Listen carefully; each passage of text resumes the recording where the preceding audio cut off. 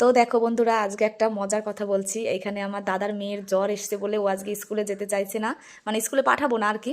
আর সেই দেখে দেখে এই যে আমার দাদার ছেলেও স্কুলে যাবে না, ওরও জ্বর এসছে। দেখি, সত্যি সত্যি জ্বর এসছে অর্ণব। অঙ্কিতাও কাশছে। অর্ণব, কাশি হয়েছে? অঙ্কিতা জ্বরে কুহাইতেছে, অর্ণবও কুহাইতেছে। জোরে জোরে যদি কুহায় তাহলে সত্যি সত্যি জ্বর আসে। বেশি জ্বর আসে নাই, আস্তে আস্তে কুহাইতেছে। তাহলে স্কুলে যাওয়ার লাগবে না, স্নান করাই দাও, ও যাওয়া পারবে না। বেশি জ্বর আসে নাই, দেখি গায়ে হাত দিয়ে দেখি। বেশি জ্বর আসে নাই, একটু হালকা গরম, যদি একটু জোরে জোরে কুহায় তো তাহলে একটু জ্বর ভাবতাম আইছে।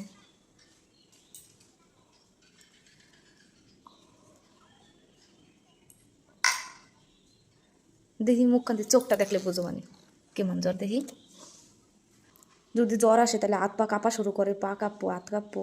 ওদের কাঁপানিস কিন্তু ভালো করে তুলিস, ওদের পা দিয়ে ওদের কাঁপানিস। ওই যে পা কাঁপতেছে, তাই তো।